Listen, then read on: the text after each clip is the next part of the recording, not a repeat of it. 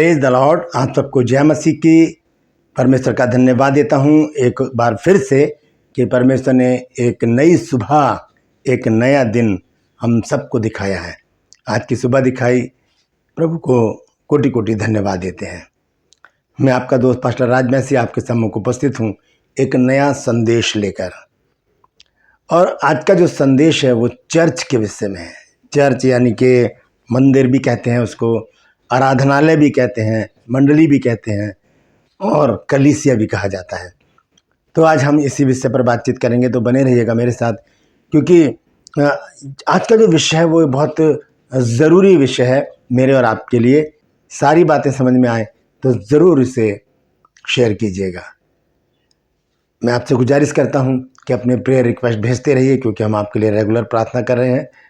और आज जो मेरा एक दूसरा चैनल है ट्रू पल्स, उसका आज का सवाल है, क्या शैतान के सींग हैं?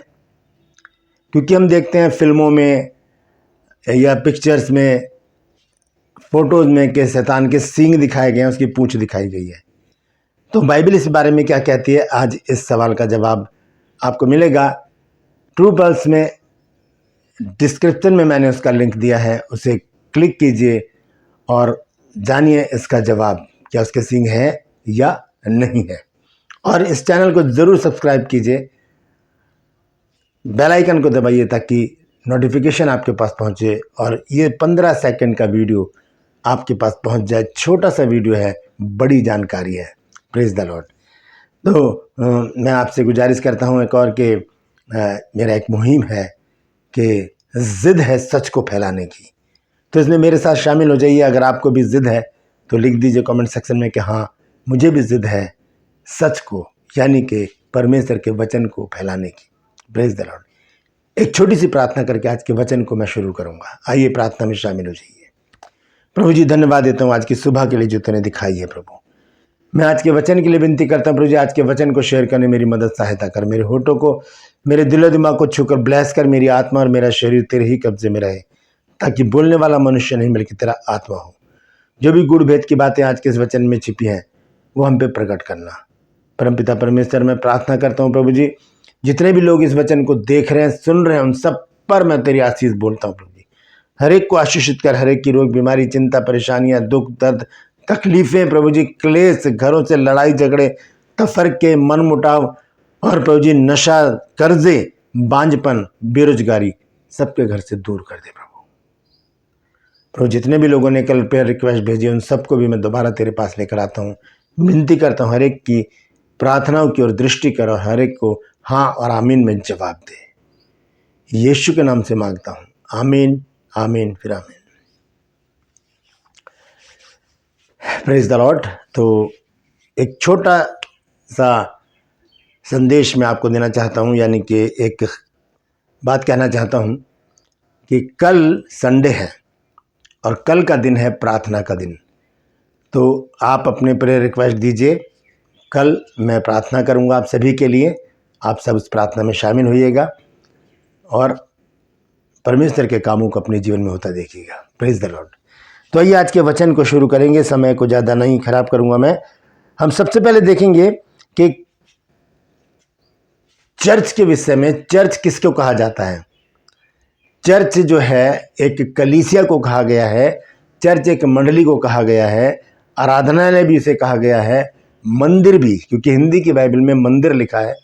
और हम देखते हैं कि बहुत जगह जिक्र है मंदिर का।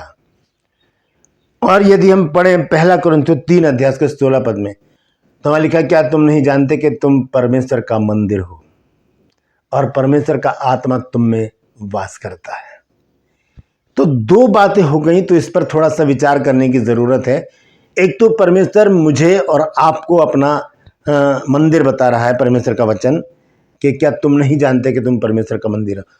और एक ये बड़ी बड़ी बिल्डिंग जो है या घरेलू चर्च जो है जहाँ पर हम इकट्ठे होते हैं, एक वो है। तो फिर कहाँ पर होता है परमेश्वर, कहाँ नहीं होता। देखिए, ये जो बिल्डिंग है जहाँ पर क्रॉस बनी होती है, क्योंकि बहुत से लोगों के मन में एक धारणा है कि एक बड़ी बिल्डिंग हो और उसके ऊपर जो है वो क्रॉस लगा हो, वही चर्च होता है। वहीं पर ही जाना चाहिए, वहीं पर ही हमारी सारी ज़रूरतें भी पूरी होंगी, वहीं पर सब कुछ मिलेगा। ऐसा नहीं है। यीशु मसीह ने कहा है मत्ती 18 अध्याय के 20 पद में कि मेरे नाम पर 2 या 3 जहाँ इकट्ठे होते हैं मैं वहीं उपस्थित हो जाता हूँ। जहाँ इकट्ठे होते हैं, कहीं भी इकट्ठे हो जाए, यीशु मसीह वहाँ उपस्थित हो जाता है। ज़रूरी नहीं बहुत बड़ी बिल्डिंग हो और उस पर क्रॉस लगा हुआ हो और भीड़ वहाँ पर हो, नहीं, ज़रूरी नहीं है। ज़रूरी है कि विश्वास के साथ यीशु मसीह के नाम के लिए 2 या 3 लोग इकट्ठे हो जाएं बस। भीड़ तो मदारी भी इकट्ठा कर लेते हैं, भीड़ तो जादू टोना करने वाले भी इकट्ठा कर लेते हैं, जादू दिखाने वाले भी इकट्ठा कर लेते हैं, लेकिन यीशु मसीह कहते हैं कि 2 या 3 बहुत हैं, विश्वासी हों। Praise the Lord.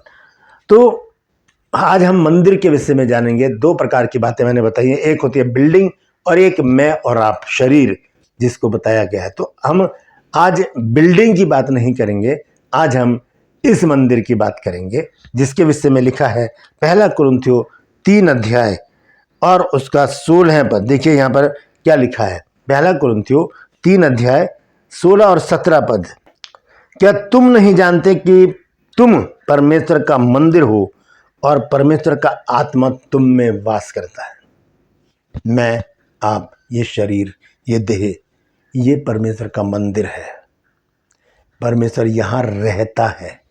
जो बिल्डिंग है वहाँ पर आता है, यहाँ पर रहता है। जो बिल्डिंग है, जो चर्चेज हैं, वहाँ पर परमेश्वर आता है टाइमली, समय पर। जब हम इकट्ठे होते हैं परमेश्वर आता है, फिर हम भी चले जाते हैं, परमेश्वर भी चला जाता है। जब हम इकट्ठे होते हैं तभी आता है प्रभु, ठीक है। तो लिखा है क्या तुम नहीं जानते कि तुम परमेश्वर का मंदिर हो और परमेश्वर का आत्मा तुम में वास करता है? 17 देखिए क्या लिखा है, यदि कोई परमेश्वर के मंदिर को नाश करेगा तो परमेश्वर उसे नाश करेगा, क्योंकि परमेश्वर का मंदिर पवित्र है और वो तुम हो। तो परमेश्वर का मंदिर मैं हूं। हाथ उठाकर बोलिए कि हाँ, मैं परमेश्वर का मंदिर हूं, मैं परमेश्वर का मंदिर हूं। हालेलुया। तो लिखा है यहां पर कि परमेश्वर, क्योंकि परमेश्वर का मंदिर पवित्र है और वो तुम हो। तो क्या हम पवित्र हैं? क्या परमेश्वर इस मंदिर में है? क्या परमेश्वर इस मंदिर में है? अगर हम मानते हैं इस बात को कि ये सब बिल्डिंग वगैरह सब बेकार है, तो क्या ये सही है? ये देह सही है? ये देह परमेश्वर के रहने के योग्य हमने बना रखी है? एक बात मैं आपको बताता हूँ। जब हम सुबह उठते हैं, घर में, घर की जो गृहिणियाँ हैं वो घर में झाड़ू लगाती हैं, और झाड़ू लगाने के बाद क्या करते हैं, कूड़े को कूड़ेदान में डाल दिया जाता है और फिर उसे फेंक दिया जाता है कूड़ेदान में, ठीक है, बाहर। अगर ऐसा हो कि झाड़ू लगाई जाए और कूड़े को घर के बीच में, कमरे के बीच में रख दिया जाए, क्या होगा? शाम तक वो कूड़ा धीरे धीरे पूरे घर में फिर से फैल जाएगा। फिर झाड़ू लगाओ, फिर कूड़े को बीच में रख दो, फिर फैल जाएगा। कूड़े को, घर को साफ रखने के लिए कूड़े को बाहर फेंकना जरूरी है। इस चर्च को, इस मंदिर को साफ रखने के लिए उस कूड़े को बाहर फेंकना जरूरी है जो इसे अपवित्र करता है, जो इस मंदिर को अपवित्र करता है। हम देखेंगे व्यवस्था विवरण 23 अध्याय और उसका 14 पद है। यहाँ लिखा है, ध्यान से सुनिएगा। लिखा है, क्योंकि तेरा परमेश्वर यहोवा तुझको बचाने और तेरे शत्रुओं को तुझसे हरवाने को तेरी छावनी के मध्य घूमता रहेगा, इसलिए तेरी छावनी पवित्र रहनी चाहिए। ऐसा ना हो कि वह तेरे मध्य में कोई अशुद्ध वस्तु देखकर तुझसे फिर जाए। बहुत ही ऐसी बात है ये जो हमें डरा देती है कि अगर परमेश्वर फिर गया तो फिर हम कहाँ जाएंगे। हमारा परमेश्वर से संबंध बने रहना जरूरी है, हमारा परमेश्वर के साथ जुड़ा रहना जरूरी है, परमेश्वर हमसे प्रसन्न रहे, ये बात जरूरी है। लेकिन यहाँ लिखा है, क्योंकि तेरा परमेश्वर यहोवा तुझको बचाने और तेरे शत्रुओं को तुझसे हरवाने को तेरी छावनी के मध्य घूमता रहेगा। ये छावनी है, ये मंदिर है, ये चर्च है, ये गिरजा है, ये आराधनालय है, ये वो जगह है जहाँ परमेश्वर रहता है। Praise the Lord. यहाँ रहता है और वहाँ पर आता है, ध्यान रखिएगा इस बात का। लिखा है इसलिए तेरी छावनी पवित्र रहनी चाहिए, ये छावनी पवित्र रहनी चाहिए। ऐसा ना हो कि वह तेरे मध्य कोई अशुद्ध वस्तु देखकर तुझसे फिर जाए। मध्य कहाँ? ये जो हमारा हृदय है, यहां पर कोई अशुद्ध वस्तु अगर दिख गई परमेश्वर को तो वहां से परमेश्वर हट जाएगा, फिर उस मंदिर में परमेश्वर प्रवेश नहीं करेगा। पहला कुरिन्थियों 3 अध्याय के 17 पद में हमने पढ़ा है कि परमेश्वर का मंदिर तुम हो और वो पवित्र है। जो कोई परमेश्वर के मंदिर को नाश करेगा परमेश्वर उसको नाश कर देगा। तो इस परमेश्वर के मंदिर को कौन नाश कर रहा है? शैतान नहीं, शैतान नाश नहीं कर रहा। हम खुद अपनी प्रवृत्ति के द्वारा, अपनी आदतों के द्वारा, उन बातों के द्वारा जिनमें हम लिप्त हो जाते हैं, अपने आप को अशुद्ध कर देते हैं। और अशुद्धता का शुद्धता से कोई भी मेल जोल नहीं है, अपवित्रता का पवित्रता से कोई भी मेल जोल या संगति नहीं है। हम देखेंगे पहला कुरिन्थियों 6 अध्याय 18, 19 और 20 पद। यहाँ लिखा है व्यभिचार से बचे रहो, जितने पाप मनुष्य करता है वे देह के बाहर हैं, परंतु व्यभिचार करने वाला अपनी ही देह के विरुद्ध पाप करता है। और अब देखिए क्या लिखा है 19 आयत में, क्या तुम नहीं जानते कि तुम्हारी देह पवित्र आत्मा का मंदिर है जो तुम में बसा हुआ है और तुम्हें परमेश्वर की ओर से मिला है, क्योंकि दाम देकर मोल लिए गए हो, इसलिए अपनी देह के द्वारा परमेश्वर की महिमा करो। परमेश्वर की महिमा करें, शैतान की महिमा ना करें, क्योंकि जो गंदगी हमारे इस मंदिर में आ जाती है, जब हमारे विचारों के द्वारा, हमारी दृष्टि, हमारी जुबान, हमारे चाल चलन के द्वारा उस गंदगी को देखकर परमेश्वर हमसे दूर हो जाता है। और कौन आ जाता है? शैतान। फिर वो हमें अपनी डुगडुगी पर नचाता है। आपने देखा होगा कि जो मदारी होते हैं जब वो डुगडुगी बजाते हैं तो बंदर कैसे नाचते हैं, ऐसे ही शैतान भी हमें क्या करता है? नचाता है। उसके पास एक लिमिटेड रस्सी होती है और वो बंदर को जैसे घुमाता है, वैसे ही शैतान भी हमको उसके लिमिटेड रस्सी में बांधकर अपने इशारों पर नचाता रहता है, और जैसा वो कहता है हम वैसा करते रहते हैं। वचन में लिखा है क्या तुम नहीं जानते कि तुम्हारी देह पवित्र आत्मा का मंदिर है? तो ये मंदिर कैसा होना चाहिए? जो भी मंदिर है परमेश्वर के, जो रहने के स्थान है, जब हम चर्च जाते हैं तो वहाँ पर कितनी अद्भुत शांति मिलती है, हमको शांति होती है, साफ सुथरा होता है।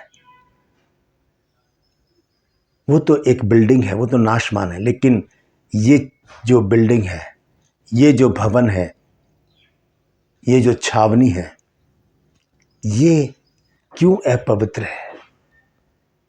अगर अपवित्र है तो परमेश्वर इसमें नहीं आएगा। ये वो मंदिर है जिसमें परमेश्वर नहीं आ सकता, क्योंकि इसमें है क्या? आइए देखेंगे मरकुस रचित सुसमाचार 7 अध्याय 20 और 21 आयत, 20, 21 और 22 आयत। देखिए क्या लिखा है। फिर उसने कहा जो मनुष्य में से निकलता है वही मनुष्य को अशुद्ध करता है। मनुष्य कौन? मैं और आप कौन? परमेश्वर का मंदिर। परमेश्वर के मंदिर में से क्या निकल रहा है ये यीशु मसीह बता रहे हैं। क्या ऐसा हो सकता है कि परमेश्वर के पवित्र मंदिर में से ऐसी बातें निकलें? अगर ऐसी बातें निकल रही हैं तो परमेश्वर का मंदिर नहीं है, वो शैतान का मंदिर है। वहाँ पर शैतान का वास है, वहाँ परमेश्वर का वास नहीं हो सकता, क्योंकि परमेश्वर पवित्र है और वो पवित्रताई से ही प्रसन्न होता है। लिखा है फिर उसने कहा जो मनुष्य में से निकलता है वही मनुष्य को अशुद्ध करता है, क्योंकि भीतर से अर्थात मनुष्य के मन में से बुरी बुरी चिंता, व्यभिचार, चोरी, हत्या, परस्त्री गमन, लोभ, दुष्टता, छल, लुचपन, कुदृष्टि, निंदा, अभिमान और मूर्खता निकलती है। ये सब बुरी बातें भीतर ही से निकलती हैं और मनुष्य कौन है? मनुष्य परमेश्वर का मंदिर है।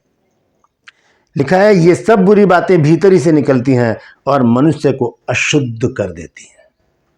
तो ऐसी अशुद्ध जगह में परमेश्वर कैसे आएगा? ये सब बातें इस मंदिर को नष्ट कर रही हैं। हमने पढ़ा पहला कुरिन्थियों 3 अध्याय 16 पद में, क्या तुम नहीं जानते कि तुम परमेश्वर का मंदिर हो और परमेश्वर का आत्मा तुम में वास करता है?